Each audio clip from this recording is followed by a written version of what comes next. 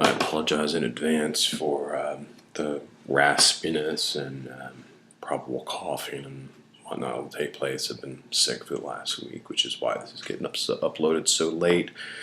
But without any further ado, this presentation on Chapter 1 of the Congress Reconsidered, titled The New World of U.S. Senators chapter was by Barbara Sinclair. Very informative material. She, at the very outset, provides caricatures of senators from the 1950s, 1970s, and 1990s, and beyond to the contemporary period. And three caricatures are as a courtly older gentleman, probably a conservative Southern Democrat, perhaps even white-haired and clad in a white linen suit, working in a committee behind closed door. 1970, she offers up a policy entrepreneur, a Democrat or Republican, liberal or conservative, pursuing his cause singly or with a few allies on the Senate floor, aggressively using non-germane amendments and extended debate as his weapons. And third, in the 1990s, in the contemporary period, she offers up a partisan warrior, acting as a member of a party team, dueling with his opposing party counterparts in the public arena and on the floor, using all procedural and PR tools available. And that very much describes the period that we see portrayed through the media today as what happened in the Senate. Sinclair highlights the salient elements behind the shifts which occurred from the 1950 Senate through the 1970 Senate to the contemporary Senate, describing the move from conversations in the back room to debates on the floor of the Senate and in the media. Her point is to show the shift from bipartisan conversations in which a bill is discussed and agreed upon before it ever gets to the floor, to a partisan debate on the floor driven by individualism and a feeling of entitlement to speak on hot-button issues about which they are passionate and in which senators regularly exploit Senate rules to gain the advantage. So what effect has a combination of individualism and partisanship had on the legislative process in the Senate? Two things. One, individualism changed the way Senate committees worked and altered even more the floor-related legislative routines, complicating the Senate Majority Leader's job of floor scheduling and coordination. And two, the intensified partisanship exacerbated the problems of Majority Leader faces in keeping the Senate functioning as a legislative body. As an example of the workload going on in the Senate, in the 12th Congress, which was 2011-2012, senators averaged more than a dozen committee and subcommittee assignments, and the majority party averaged nearly 2 chairmanships, which is to say that senators are stretched very thin and rely heavily on staff. It is through subcommittees and chairs that chairs publicize their problems and policy solutions. They cater to allied interest groups, promote themselves, or do all three, thus utilizing their position to gain name recognition and a sense of stardom. Even in the midst of partisanship, senators within committees work together to foster bipartisan support to better the chances of legislation once on the floor, because any senator can cause problems for legislation once on the floor and sometimes even block it from getting to the floor. Majority parties often work closely with their party leader and party colleagues to garner full support of the party, even allowing non-committal members a say in substance.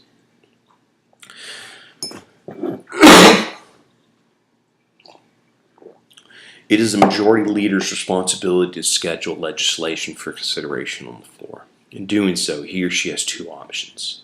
One, move that the bill be taken off the calendar and reconsidered, but the motion to proceed is a debatable motion and thus subject to filibuster. Two, request a unanimous consent that the bill be taken off the calendar and considered, a request that can be blocked by any senator's objection. Thus, any senator can cause problems for the majority leader.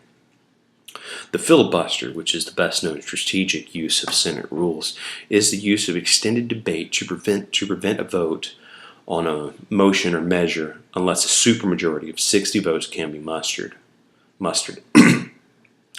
As the individualist Senate emerged, the use of the filibuster and the need for a cloture vote, which is a supermajority, increased enormously. However, not all lengthy debates become filibusters, and sometimes cloture is sought before filibuster manifests itself on the floor. The filibuster and cloture, while rare in the 1950s and more common through the 1970s, are the norm today, and at least one cloture vote is needed per issue. Senators use actual or threatened filibusters for a variety of purposes: to kill legislation, to extract substantive concessions on the bill, position taking, which is when they know they cannot kill or weaken legislation but want to make a strong statement against it, and hostage taking, which is the targeting of one measure or piece of legislation to extract concessions on another. In addition to legislation, nominees can be filibustered. We can see this currently with President Trump's nominations now. One commentator recently noted that at the current pace, it will be around 2028, or 4 years after the end of his second term, before all of his nominees have cleared the Senate, due to the need for cloture on nearly every nominee. Oftentimes, senators block nominees they do not oppose to gain a bargaining chip for use with the administration, a form of hostage-taking mentioned above. Another strategy that senators use is the offering of many non-germane, which are irrelevant or impertinent amendments to legislation, sometimes in the dozens. The use of non-germane amendments is often the pursuit of a senator's personal interests and to bring to the floor issues that the leadership might like to avoid. Sometimes the strategy of using non-germane amendments can be a move by the minority to seize control and supplant the majority agenda with its own agenda by bringing it to the floor as an amendment and simultaneously setting out on a public relations campaign to garner favorable publicity. This puts the majority in the position of including unfavorable amendments or failing to pass their agenda through the Senate.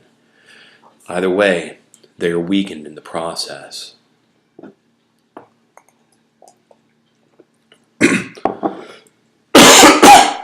Given the extent to which senators, as individuals and party teams, now exploit their prerogatives, how does the Senate manage to legislate at all?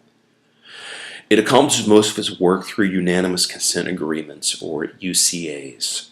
By unanimous consent, senators agree to bring a bill to the floor, perhaps to place some limits on the amendments that may be offered or on the length of debate on specific amendments, and then maybe to set a time for the final vote.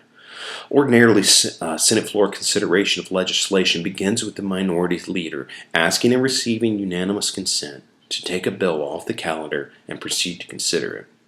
The process begins after the majority leader meets with the relevant committee chair and subsequently decides to schedule a bill. Before the bill proceeds to the floor, it is cleared with the minority leader, committee leaders, other senators who have expressed an interest in the bill, and in effect, every senator on both sides of the aisle. When a senator informs their leader that they wish to be consulted before a measure is scheduled, it may be to ensure that they are not otherwise committed, are prepared for floor debate, or are ready to offer an amendment. Often such notification to a party leader is called a hold, which is a letter to the leader telling them which of the many powers that you as a senator have that which you intend to use on a given issue, essentially a threat to filibuster the bill.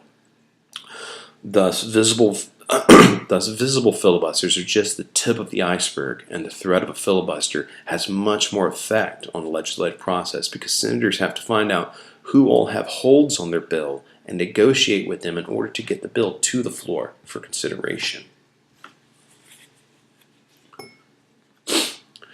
Keeping the Senate functioning as a legislature requires a broad accommodation. It dictates satisfying every senator to some extent. The Senate only runs smoothly when the majority leader and the minority leader cooperate, and not always then. The Senate leaders are party leaders, and their party members expect them to pursue party advantage, which creates a dilemma for the leaders, especially for the majority leader. The majority party expects their leader to push the majority agenda and to keep the minority agenda off the floor. This tension creates an atmosphere where the minority perceives obstructionism as its best strategy. More and more often, the majority party obstructs the more and more often the minority party obstructs the majority agenda, forcing a cloture vote, or 60 members, just to debate a bill. The cloture process is time-consuming and cumbersome, and any senator may circulate a cloture petition, which needs only 16 signatures to file. There is then a one-day layover before the Senate votes. And even after a successful cloture vote, debate does not necessarily end. Senate Rule 22, the cloture rule, places a cap of 30 hours on consideration after the cloture vote, and opponents can insist on the time. Thus, the process can take several days. And if opponents are determined, supporters may need to impose cloture at more than one stage in a bill's progress through the chamber.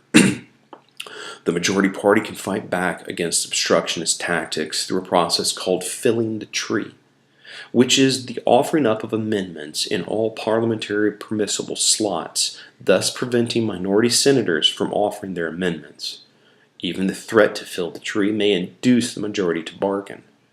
The majority can also attempt to accomplish its policy agenda through the budget process by way of reconciliation bills, which make changes in law in accordance with instructions in the budget resolution and are not subject to the filibuster. Thus, with limited exceptions, as long as the minority can command 41 votes, it can prevent the majority from acting. So how does the combination of individualism and intense partisanship that characterizes the contemporary Senate affect legislative outcomes? The likelihood of a major measure becoming law is less in recent Congresses than in earlier ones. In the 1960s, only about 28% of bills failed to pass through both houses of Congress, and in the more recent Congresses, the number has jumped to around 40%. The major swing in this failure rate is in the Senate. In the 1960s, only about 19% of bills failed to pass through the Senate, but in recent years it has become more like a 47% failure to pass bills. Therefore, the combination of individualism and partisanship that characterizes the contemporary Senate depresses the likelihood of bills successfully surviving the legislative process.